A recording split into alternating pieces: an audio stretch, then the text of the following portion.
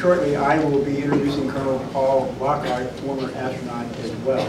And while my presentation today really consists basically of my favorite, maybe I should say 15 favorite space images, this is sort of a self-constructed PowerPoint presentation.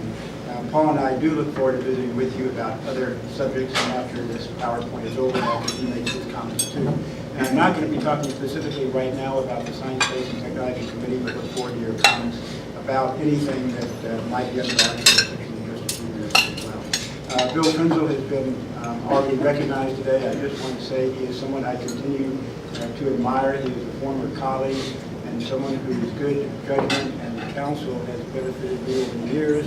And that's not to say anything about his famous doodles that I still have several examples of. So I'm glad to be here with Bill Frenzel. Well, all great nations have always looked at the horizon to expand their borders. 500 years ago, the European countries, of course, were trying to explore other continents. 200 years ago, the United States was pushing west all the way to the Pacific. But again, that was looking at the horizon. Today, we look up and see no boundaries at all. And I don't know whether space is the last frontier or not. I certainly believe it is the next frontier. And the first image here to my right shows where we live roughly in the Milky Way galaxy. It's not quite as clear as I would like it to be, but basically we're about 2/3 of the way out on one of the spiral arms of the galaxy. And let me pause here just to mention a couple of numbers, because we're going to be talking about light years. But a light year is how far light obviously will travel in 1 year, which is about 6 trillion miles. And to give you an example of a sense of it, it does take light time to travel distance. The sun, for example, is 93 million miles away, and light from the sun takes about 8 minutes to reach us here on Earth.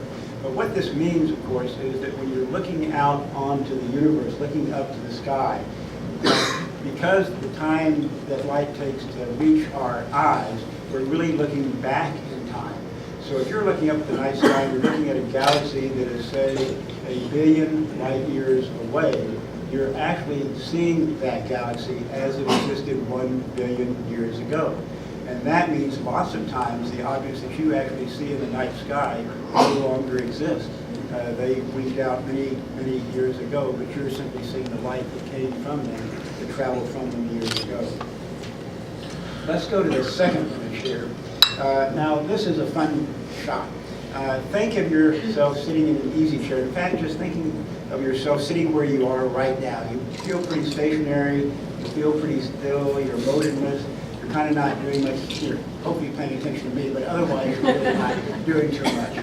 But if you hold on to your armrest, you'll get a sense here of just how fast you are moving through space.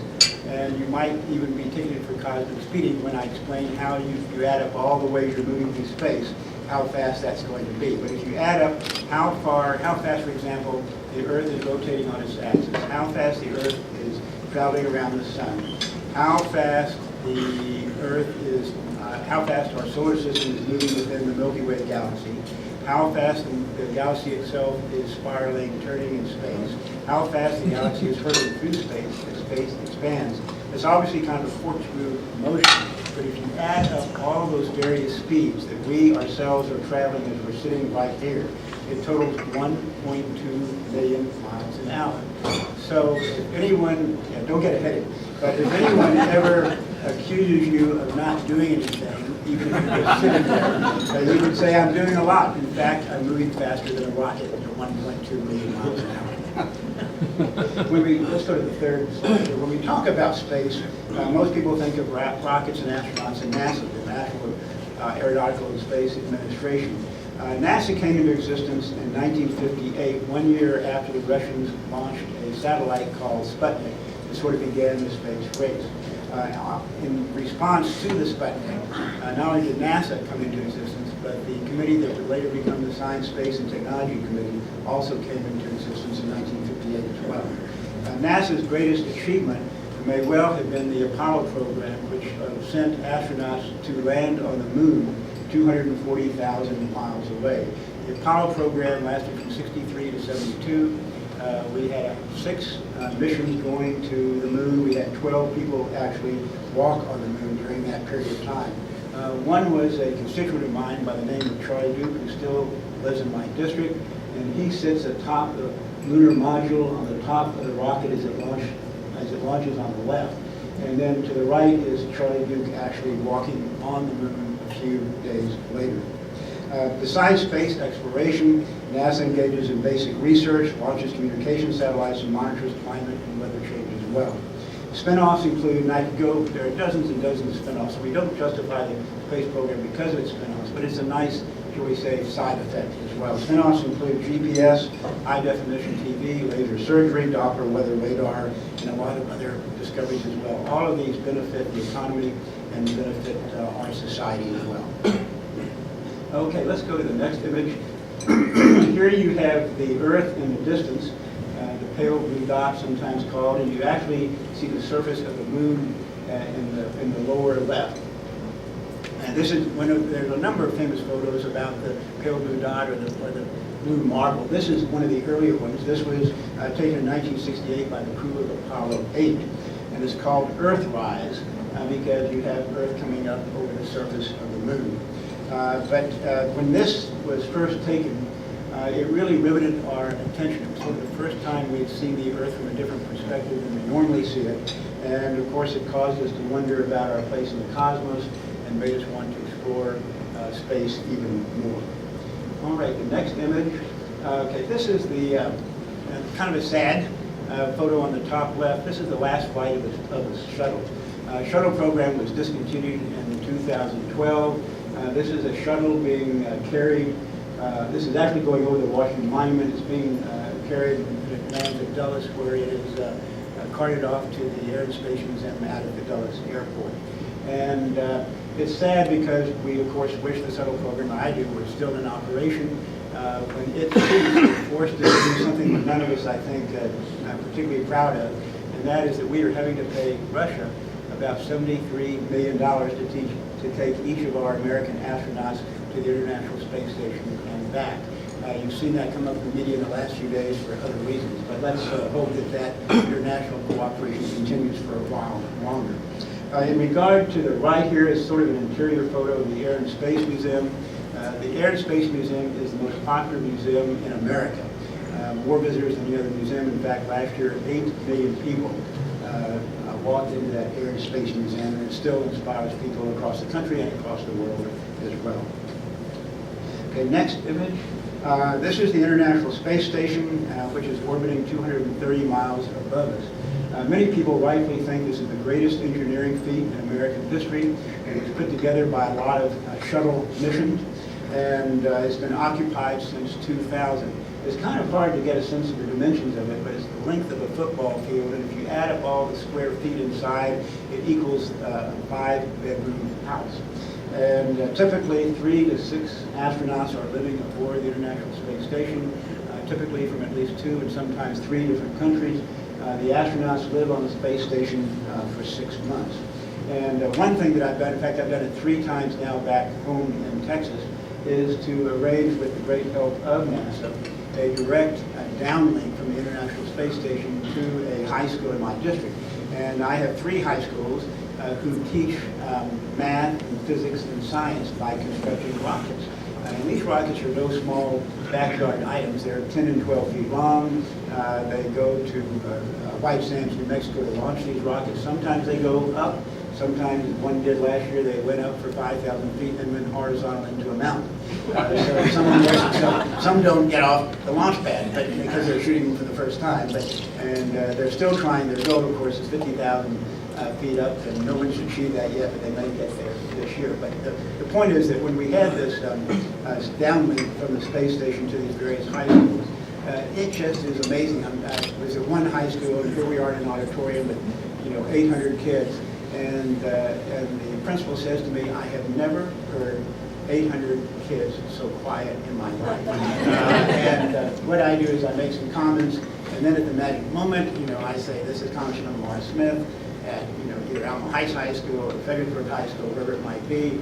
How do you read me? At that point, I hear from Houston Control, something may be great, and then they link you up to the space station. At that point, typically a flat screen comes alive, and there we are talking to two American astronauts who are showing off because they're weightless, and so they can sort of pass this mic back and forth by floating it through space. And every now and then one of them will do a somersault upon request and things like that. So they're having a good time. But what happens is that these kids from the high school will line up, and over the course of 20 minutes, the astronauts will alternate answering questions from these high school students who have been primed and prepped and have had all their questions, I'm sure, screened. But we have a great time. The students love it, the schools love it, and I love it. So it's a fun thing to do, and again, we couldn't do it without NASA's help. As soon as I finish one, I put in a request for another, and I would ask you to keep this confidential, because if other members start doing it, I won't be able to do it again. So you want to keep this to yourselves as far as you know. All right, let's go to the next slide here, the next PowerPoint. Okay, this is great. This is a photo of inside the station. There are two crews represented here, one from the United States and one from Russia. And Paul, who is with us today, is in the back right, and he'll be talking to you in just a minute as well. And I'm going to introduce him a little bit more in a minute as well too. But the International Space Station, which you see here, is in the two crews. This is just, you just have to appreciate this is unprecedented. That here they are living 230 miles up. The point of the space station is to learn how living in space affects the human body, because we have to learn that if we're going to keep going farther out, and if we're going to explore further, and if we're going to go to Mars and everything else. So a lot is being learned. These astronauts, who are my heroes, are subjecting themselves to a lot of physical and mental stress so that future generations of astronauts can keep going even farther. Okay, let's go to the next image. A new development in space is the role of commercial entities in providing services to NASA. On the left here, you have a SpaceX rocket. SpaceX is sort of at the front of the commercial pack right now. They've already taken cargo to the International Space Station 3 times. By the way, the cargo is in a, what do you call it, a module that has, for lack of another word, portholes, so you know what's coming up. It's not just cargo they want to be taking in. In fact, by 2017, we hope SpaceX will be taking the astronauts to the station itself, and they can do so at about 1/3 of the cost of what we're paying Russia today. But the sooner, the better, as far as I think almost all of us are concerned. On the right is an Antares rocket that is being constructed by Orbital Science. They're probably second to SpaceX. They're giving SpaceX some competition. All right, let's go to the next slide. Okay, going beyond just cargo to the space station, commercial companies also hope to enter a field that was previously the exclusive sort of domain of the government, and that's called low Earth orbit. Low Earth orbit starts at about 62 miles up, and when we get to the point where these commercial entities are taking everyday people, maybe somebody in this room, up to low Earth orbit, that's basically going to be the start of what we call space tourism. And it will be coming to us within the next year. Individuals, not astronauts, but individuals, of course they'll have to go through some type of screening, but individuals will literally be able to pay their way up into low Earth orbit. The typical cost, by the way, if you want to get out your checkbooks right now, is $250,000, and you'll be able to get up into low Earth orbit. By the way, on the low Earth orbit, let me stop there. On the left here is the Sierra Nevada's Dream Chaser. This is a vertical takeoff, horizontal landing space vehicle. It holds 7 crew and passengers. There's actually 2 crew and 5 passengers on the left there. On the right, Virgin Galactic. Here is a space vehicle in the middle. It's taking aloft by the airplane, and then the vehicle in the middle is dropped, and then shoots up to the 62 miles, 68 miles up in the sky. And when you get up to low Earth orbit, it's not as high as you might think. If the Earth were represented by a globe 8 feet in diameter, 62 miles up, low Earth orbit. Okay, here's the Earth up to the ceiling in diameter. Low Earth orbit is 1 inch above that 8-foot diameter globe, so not as high as you might think. Commercial aircraft, I was on one yesterday, typically fly 1/10 of an inch above that 8-foot diameter globe. So it's not that high. If you go up to low Earth orbit, you will see the curvature of the Earth. You will be able to go be weightless for 2 or 3 minutes. So you'll experience things that other people haven't experienced. You're only going to be up, up and back is a few hours. Don't ask what that costs. Out to be $250,000 per minute, but anyway, it's not cheap. But you'll still get some great experiences. I'm trying to justify, Jennifer is helping me justify to the ethics committee how I can be the recipient of a free flight to Globe and not have it count as a prohibited gift. So, all right, the next image on this. Robotic missions, of course, are yielding a tremendous amount of information.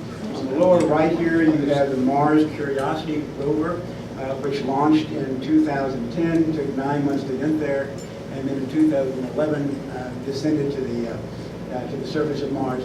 Incredible achievement from any perspective. This Mars Curiosity mission or rover here is the size of a small SUV, weighs 2,000 pounds, and moves along at the great speed of 1/10 of a mile per hour. So it is slow, but sure, it's not going to run off the road anytime soon. We also have robotic missions that are ongoing right now on Saturn and on Jupiter as well. Let's see, and then on the top left here, NASA deserves credit for launching the farthest object in space. This is called Voyager 1, top left. It is now 11 billion miles away from Earth, 126 times the length in space between the Sun and the Earth. So Voyager 1, 11 billion miles away. To give you a sense of the distance just within our own solar system, though, Voyager 1, at the rate it's going, the speed it's going, will have to travel another 28,000 years just to get out of our solar system. So that gives you a sense of the distances. And we're just not talking about getting to other stars. We're talking about just getting out of our solar system as well. All right, next slide. Sometimes, instead of going to other planetary objects, they come to us. And a year ago, February, on the same day, we had this meteor explode over Russia. This was a meteor on the left, 60 feet in diameter. And this is an actual photo. I don't know how somebody got it, but a lot of people were taking photographs at the time. So here's a meteor exploding over Russia 2 Februaries ago. It knocked out the windows in hundreds and hundreds of buildings. No one was killed. A lot of people were injured by flying glass, but that was about it. No one saw it coming. Isn't that interesting? No military radar, at least it's been admitted, saw it coming. It makes you wonder about what if it's an incoming missile and not an incoming meteor. On the same day, an asteroid passed Earth at 17,000 miles away. That may sound like, again, a long distance to you, but 17,000 miles is less than the circumference of the Earth. And that 150-foot diameter asteroid was never expected to hit Earth, but it just goes to show you we need to look out because there are a lot of what are called near-Earth objects coming our way. We just want to make sure that none hit the Earth, as they've been hitting the Earth about every 500 years. Just a quick definitions here. Asteroids are rocky objects that are in orbit around the sun. Meteors are made up primarily of ice and some rock, and are not quite the same as an asteroid, which is far more rocky. On the bottom right here, you have an artist's depiction. And this is just to show you a comparison of the size of the two objects that I just mentioned. The asteroid that missed the Earth is the larger object. You can see it compared to a football field. The smaller object here is the meteor that would have exploded over Russia. And a direct hit by an asteroid the size of this or slightly larger would be enough to destroy a city. You have an asteroid that's a mile in diameter, and all of a sudden you're talking about wiping out countries and perhaps life on Earth as we know it. As you all know, that's occurred several times before when the dinosaurs were wiped out and so on. But we're a little bit more sophisticated today, and NASA is building a telescope to help us detect these kinds of objects.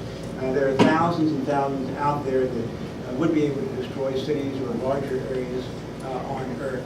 And NASA's goal is to be able to detect 90% of those, basically those with diameters of 450 feet or greater. and we hope to be able to do that in the next few years.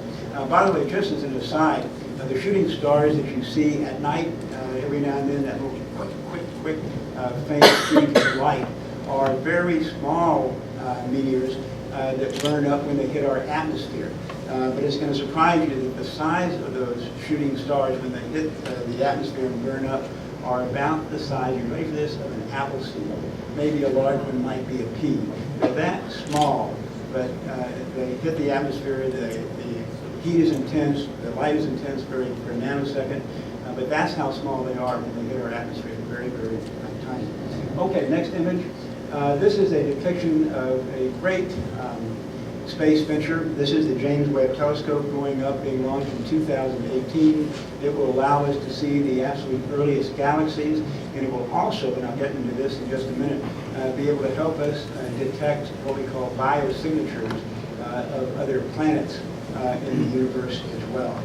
This is just a model. It happens to be a model that was displayed on the University of Texas campus. I wish I could say I was in the foreground of this photo, but I was not, although I did see it a little bit later after this photo was taken. Next image. This goes to the Kepler Telescope mission. Kepler Telescope was launched in 2009. It's already found 1,700 planets. This is just the beginning of what we're going to get out of Kepler, although right now it's not functioning, but before it failed, we still have a lot of data that we're working through. The goal here is to find Earth-like planets that have in the habitable zone of the sun that they orbit around. The habitable zone is defined as a zone where liquid water could exist. In other words, neither too hot or too cold, but obviously if you have liquid water, you have the possibility of some form of life, whether it be microscopic or whether it be sentient, and that's the ultimate goal. Just a week or two ago, because of Kepler, it was announced that we had discovered what was identified as Kepler 186f. This is the planet that is nearest in size to Earth. It's only 10% larger. It's about 450 light years away, so on the cosmic scale, pretty close. And we're greatly intrigued by this particular planet. It's going to be some years before we know whether its atmosphere has indications of some form of life or not, but obviously that's going to be the next big effort to try to determine that. A different kind of, we have lots of efforts going on to try to determine if there's any form of life out in the universe and answer the question that everybody's been thinking about for as long as humans have existed, and that is, are we alone or not? We don't know the answer to that, but we'll never know the answer if we don't keep trying. The SETI Institute for Extraterrestrial Intelligence in Mountain Moon, California, has directed radio telescopes to scan the sky and listen in for any form of message we might get from sentient beings living elsewhere. And there's lots of philosophical questions about this, and I'll just throw one out there. If we ever got any kind of a signal from another civilization, it's likely that that civilization would be a couple of billion years older than we are. We're relatively late to the landscape. And if you are talking about individual insentient beings who have been around 2 billion years longer than we have, it is almost impossible to conceive of what form they might be taking today. Are we talking to machines? Are we talking to other kinds of sentient beings? Would we even recognize them? We don't know any of those questions, but those are some of the intriguing questions that have to be asked in any case. If we ever do hear from another advanced civilization, of course, it would be the greatest news story in the history of humankind. Okay, next to last image. Next. This is a little bit of a projection into the future, what we might see in the next 10 to 30 years. I've already talked about, hopefully in the next 10 to 30 years, we'll discover some form of life. It may be vegetative life on another planet. We're going to be taking great leaps into space tourism. And then also in the next 10 to 30 years, we might be looking at a lunar colony, which is depicted on the top left, or we might actually be landing an astronaut on the moon, which is depicted on the bottom right here. This last image we're going to leave blank for a minute because I want to tell you what it is before we show it to you. This is called the Deep Field View, and it was taken by the scientists who run the Hubble Space Telescope. The Hubble is up 250 miles up. It's still in orbit around the Earth. And if you go to the right app, you can go outside and take a look up, and there you'll see this light going overhead. It'll look like a plane, but it'll really be the space station. But the scientists that control the space station several years ago, the scientists controlled the Hubble several years ago, and decided to point the telescope at a dark speck of sky where nothing was thought to exist. This is a speck of sky which is totally void, totally dark, totally black, nothing, no indication anything was there. The speck of sky was so small, and I keep forgetting my prompt here. I should bring a penny. The speck of sky was so small that if you held a penny up at arm's length, Abraham Lincoln's eye, which you can hardly see on the penny, would cover that speck of sky. So a pinprick of a speck of sky, but nothing was thought to exist. Over 10 days period of time, they exposed the film. Every time the Hubble came around, they'd expose it for another 15 minutes. And finally, over the 2 weeks, 10 days period of time, they exposed the film for something like 15 hours. And they developed the film, hoping there might be something in that tiny speck of sky where nothing was thought to exist. Here is what they found in that dark speck of sky. It's almost breathtaking when you think about it. Okay, in that dark speck of sky were 3,000 points of light. Each point of light was not a star. Each point of light was a galaxy, which consists of an average of 200 billion stars. So think of that. The dark speck of sky, nothing was thought to exist, 3,000 times 200 billion. That's how many stars were in that speck of sky. So that, at the very minimum, that gives you a sense of why we explore, what's out there, a sense of infinitude. And our country has compiled a lot of achievements in space, but this sort of whets your appetite for what we might do in the future as well. And by the way, in regard to this Hubble Space Telescope photo, I think there's a metaphysical lesson there as well, which is to say, when things seem dark and discouraging, when things appear to be dark all around you, if you keep looking long enough, you're always going to find light, right? So that's part of that well. At the least, space amazes us and pricks our curiosity about what's out there. At its best, space inspires us and makes us want to push our mental and physical boundaries. And of course, it encourages us to seek answers to the questions about life, our existence, and the meaning of it all. So that concludes my PowerPoint presentation. I hope it's inspired you a little bit.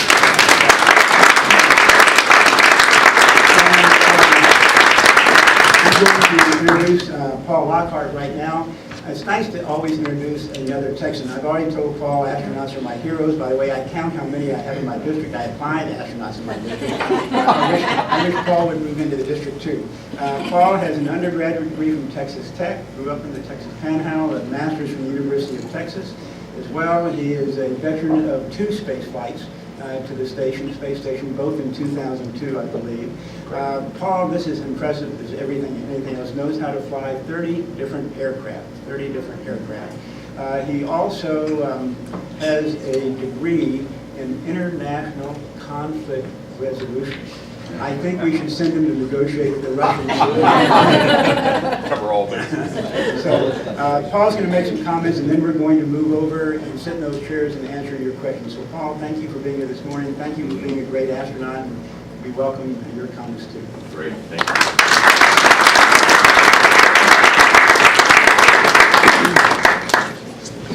Well, thank you very much for those kind comments and for the opportunity to come here. It's good to see a couple of faces that are friends of mine. So Pam and Scott, thanks for coming out this morning. So I expect everybody is really interested in asking some questions. So I'm going to really condense my talk so that we can go over and kind of get to the audience. So my little speech basically is about a topic called It's Just Physics.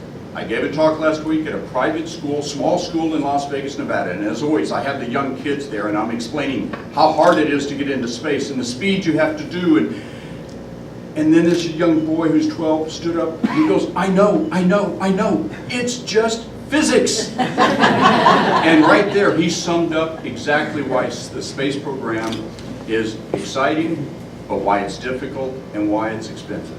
And that's because the physics involved is immense. So with that, just 4 short topics, and then we can perhaps just go to the questions if that makes sense. So the first of this is human spaceflight. I think it's essential to what we do for our nation's space program. Robotic, non-human programs are also very important, but human spaceflight is complementary. And the reason why is we bring one thing when we bring a human into space, and that is judgment. And I saw that on orbit when I could sit on orbit from that perspective, look down on the Earth, And I could sit there and use a little bit of my meteorology, my little bit of geology, my little bit of history, and other sciences, and look down and say, I'm looking at something that I did not expect to see. That's important. Let me take that picture. Or I hear something on the space station and my experience says, that shouldn't be there. So that's why I think that's important. The next aspect is long-term objectives and goals and a roadmap to get there. Something as big and expansive as our nation's space program has to have big and expansive goals and a roadmap to get there. Otherwise, you don't have that perseverance to do it. And I saw it in the space station program that we had ourselves. When I got there in '96, it was clear what our goal was, to build the premier orbiting platform called the International Space Station. So I knew what my goal was, and we also had a roadmap. I knew where I was fitting into that whole tailored construct of how NASA was going to build with our international partners the International Space Program. So, big programs that are dangerous and that are breathtaking in scope have to have clearly defined goals and a roadmap to get there. The third aspect I'd like to say is the collaborative aspect of it. The big goals that we're going to do in space in the future, the very large ones, to Mars and so forth, are going to have to be done international in collaboration with our partners. And I saw that space can be a bridge. For example, on my flight, if we were to bring that crew picture up there, on that flight was Valery Korsun from Russia. And we learned during our training that in the 1980s, while I flew as an American Air Force fighter pilot in Western Germany, he was flying as a Russian fighter pilot in Eastern Germany up and down the inter-German border. And yet here we were about 13 years later as crewmates. So there is that aspect of the collaborative part of space flight, the bridge building that it can be. And then the last point before I think we go sit down is, to what end space flight? Why do we have to have a space program? Well, as somebody who was in our armed forces, I think the number one reason why we have to have a robust and strong space program is to maintain America's preeminence in space. And the reason why I say that is because space is really not a place. I mean, when you sit and think about it, it's not an end state, it's not a position, but it's a capability that has to be brought together, grown, developed, and those capabilities are what afford a people, a nation, the ability to be robust in other disciplines. And so that's why I would say the number one goal of our space program is to maintain our nation's preeminence in space. But in the end, space flight is not a zero-sum game. In other words, to do space flight doesn't have to come at the expense of our social programs. The two can be done together because they're intertwined, because space flight, as we've seen, I think, benefits our nation as a whole. So with that, I think we ought to stop, go answer some questions, go from there, and remember, what's the key word? It's just physics. Right.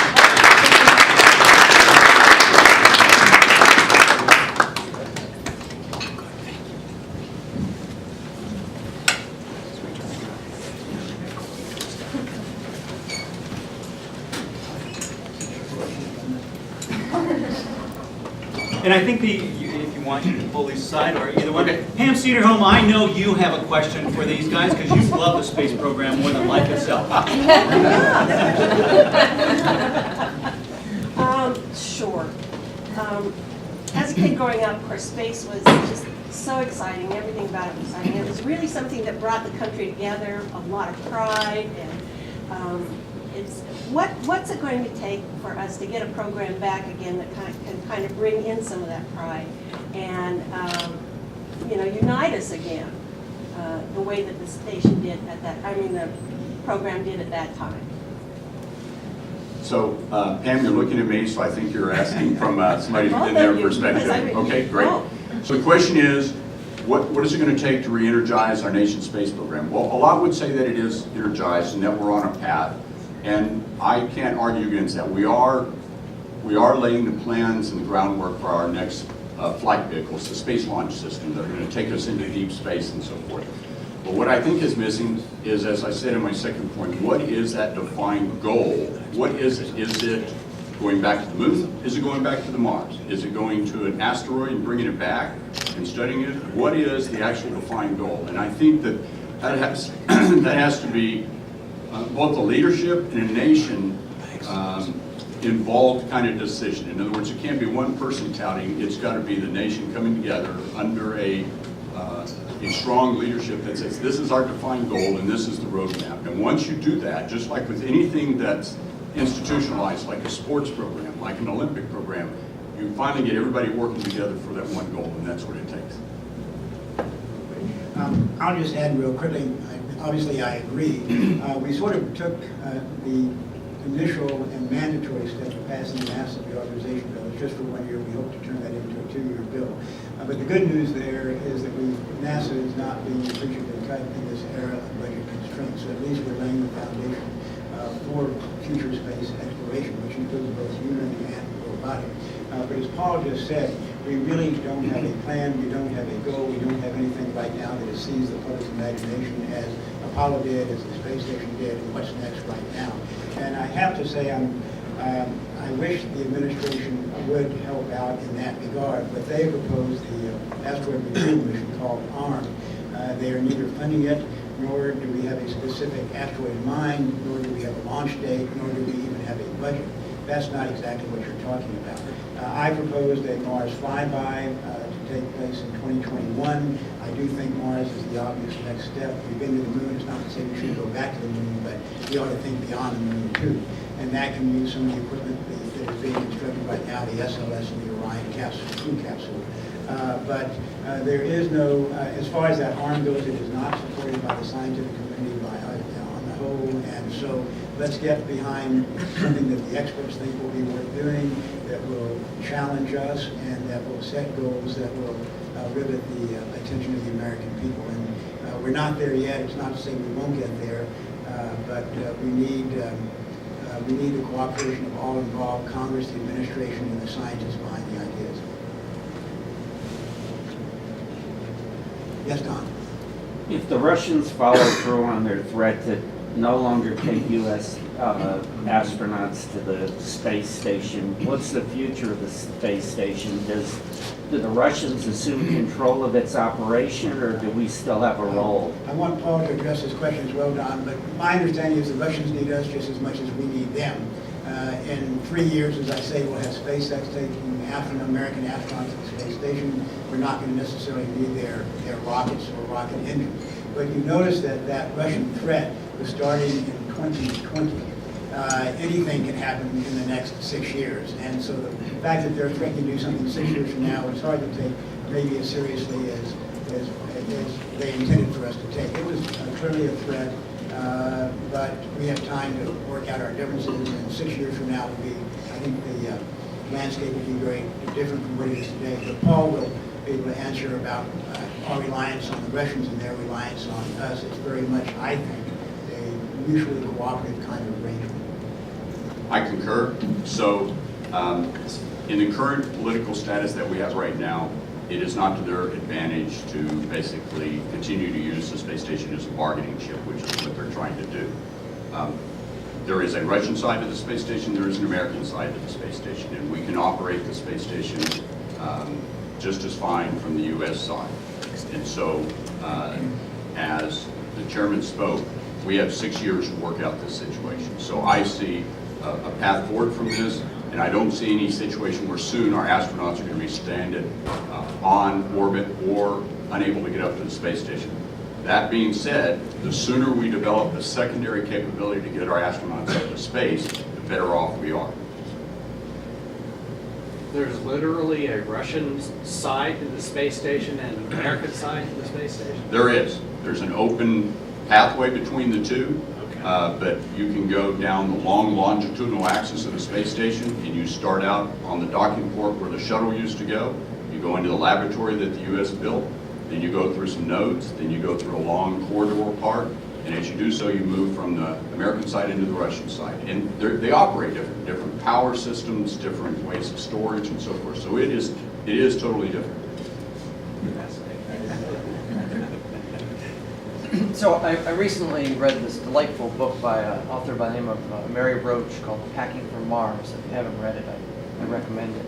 But one of the things that she talked about in the book, which is about kind of the challenges of of space travel and very kind of some of the more pedestrian challenges, is how the astronauts are changing. So you were a fighter pilot, and the early astronauts increasingly had that kind of background, but as she explained it, the astronauts these days aren't necessarily pilots. There are a lot of different types of, maybe I put it, they're not as macho. You know? How have our astronauts been changing since you're there? I think that's directed to me, right? So you get my feathers up there. So that is correct, and the reason why is autonomy, or autonomous vehicles. So the more you can make a vehicle autonomous in the docking, in the landing, and in the rendezvous and so forth, the less you need the hands-on, the stick, and the controls and so forth in order to fly the vehicle. All that's fine from this pilot's perspective, as long as all of that equipment works, as long as everything's fine. But as soon as you have that software glitch and you have to revert down to the manual mode, you better have somebody there that can fly the thing. That's just my Let me add another aspect to that. You mentioned the book was called Passion for Mars. Packing for Mars. Packing for Mars. Yeah. Let me just play off the Mars side of that for a second and say that mention some of the challenges we would have going to Mars. We're not ready to go right now, but of course we weren't ready to go to the moon when JFK announced we were going to the moon either. We were there 8 years later.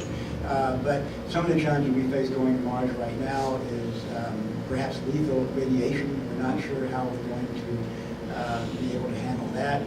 How do you carry enough food and water and supplies for an almost 2-year round trip? We haven't figured that out yet either. But again, none of these are insurmountable.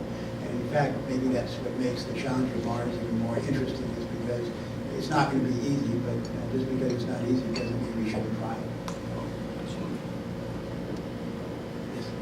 In terms of international space flight, as long as the speed of light becomes the outer boundary to travel, which I guess there's hardly any debate about that really, there's a limit to space travel. True, false, general discussion? So the question is, as long as the speed of light is the outer boundary or the absolute limit, then there's a limit to basically how we can get from point A to point B.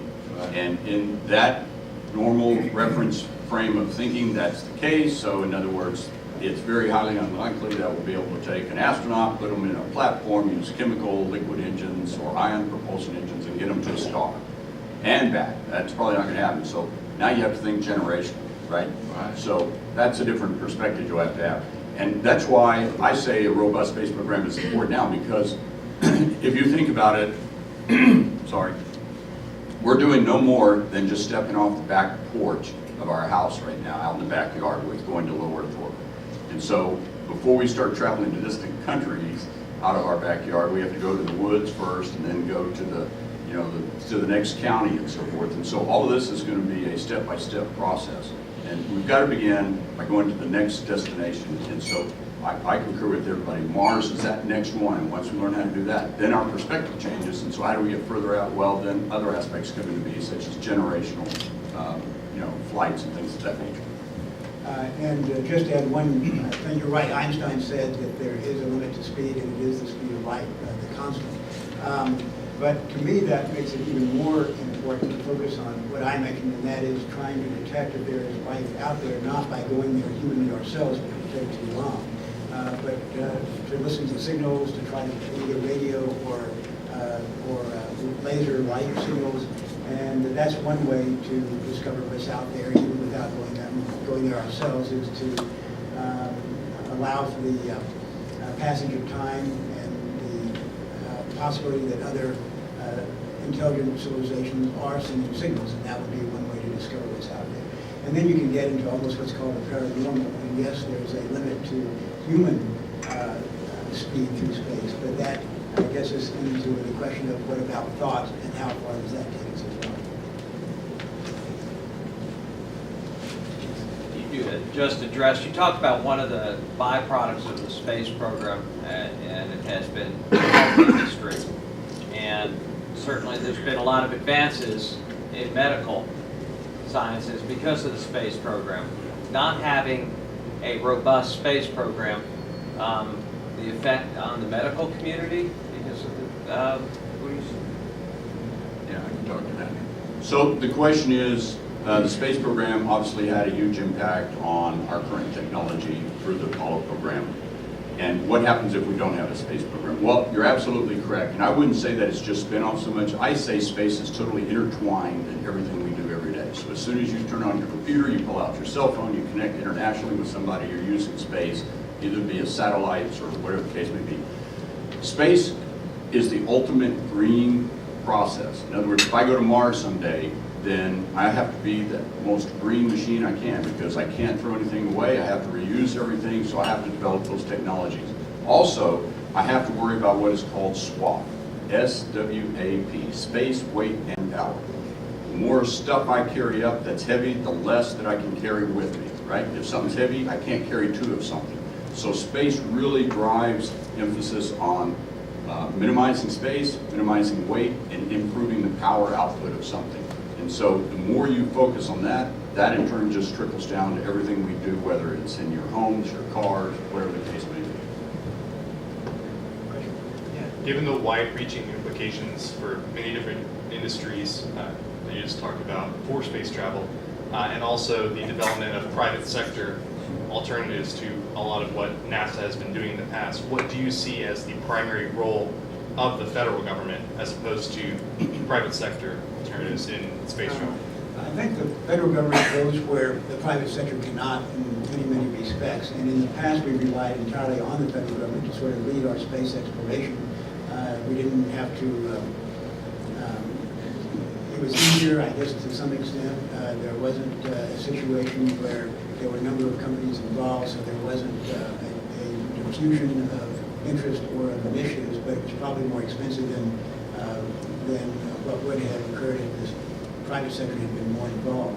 Today we're really getting into a hybrid. I mentioned the SpaceX and some of the other commercial companies, which is probably a good result because in some ways the commercial private sector can do things perhaps more quickly, more efficiently, perhaps less costly than the federal government. On the other hand, the federal government needs to be involved to make sure that there's no diminution of safety standards and that anything involved, particularly as involves astronauts, is going to be just as safe as if the government was doing it. So I think it's just a combination, and we're sort of feeling our way forward, but I think SpaceX, again, is off to a good start and has a good track record, and we'll go that direction. When I say it's a hybrid effort, much of the funds that SpaceX gets in the form of their contracts are actually government contracts. It's not 100% private initiative. It's very much of a combination, and that's probably the way we're heading right now, which is going to be, I think we take the best of both worlds, the best for the private sector and the best for the government. Paul, with 2 missions to the space station, what was probably the most interesting aspect on your personal life going up there and even coming back? I mean, here we go out to, the Rocky Mountains and suddenly a lot of folks are getting sinus headaches or you go to Machu Picchu and you're taking these pills because of altitude. What do you do, or what was the biggest impact that you witnessed for yourself personally in spending that much time at the space station and then re-entering into our atmosphere, et cetera? Sure. So, as you can imagine, on orbit, as the chairman pointed out, we're really not very high. We're just standing on the back porch. You're about 250 miles above an Earth that's actually much bigger. So you just see the curvature of the Earth. You look up, space is still black, stars are still points of light, they don't twinkle, the moon's a little clearer, all of that. Your eyes are immediately gravitated and pulled down towards the Earth.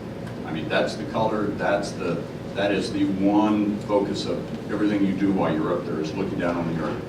And that's where I saw what had the greatest impact on me, which to me was the fact that nature's forces are massive, and our day-to-day lives, in my opinion, are, in a sense, overshadowed by the force of nature throughout the Earth at any one point. So I saw windstorms and dust storms in Southwest Asia that were hundreds of miles long, and you sit and think, what would be the impact of those over thousands of years?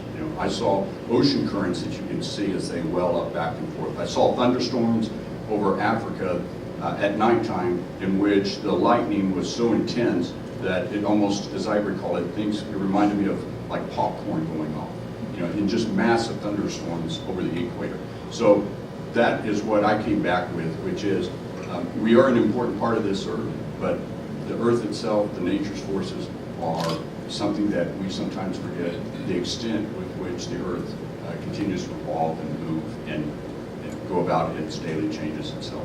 Well, how about physically? When you are going out there, is there a motion sickness that that one experiences? Do you have to get, I mean, I'm thinking that one day we're all going to, well, hopefully one day we'll all be going out there. Right. But, I mean, what are some of the things that, is it sinus related? I mean, So, yeah, that's a very good question, and I'll summarize real quick, because it is interesting. If you remember seeing the photo right there, besides the fact that everybody's faces were shiny, did you see that our faces look puffy? Well, that's because gravity's not pulling the fluids down, so they migrate up into your upper abdomen and into your face. And so you always feel like you have a cold when you're on orbit, because your sinuses are plugged up. And that's one of the reasons why when we return to Earth, we have to do a lot of fluid loading, because your body voids then all of this excess fluid that it feels it's had. And then if you return to Earth without having had a lot of fluids and salt, you basically then come back with low blood pressure and you have trouble standing. At the same time, on Earth, you know, I saw the radiation that you were talking about, Chairman, sleeping in the first night in one of the nodes. I had a green flash go through my eyes. I had been warned about those. That was high-speed gamma radiation passing through my eyeballs and going through the gelatinous, part of my eye and creating kind of a wake vortex. So I saw that. I felt the extension of my body, so your spine elongates on orbit. And I also had the case of space adaptation sickness, not severe. And even though I was a pilot for many years, after an hour on orbit, I still felt as if I was doing somersaults on orbit. And I adapted well after 4 days. And then on my second mission, which occurred just a few months after my first, I had no trouble readapting. And then coming back to Earth was good. But I was a good example. Some folks have a difficulty. And as the last statement I'll say is Peggy Whitson, which I took up on my flight. So I brought up 3 to the space station, and then a few months later brought them back. Very unusual situation. So I brought up Peggy, who was from my class, and then brought her back. And on orbit, she really worked out. She was a strong farm girl from Iowa, and so when she came back, she had been exercising hard. But when we brought her off the space shuttle, we had to bring her off on a stretcher because, again, getting adapted to gravity. So for those who stay on space for a long time, it's a big impact. And so that's why we really have to use the space station to understand the impacts on humans if we're going to go deeper into space towards Mars and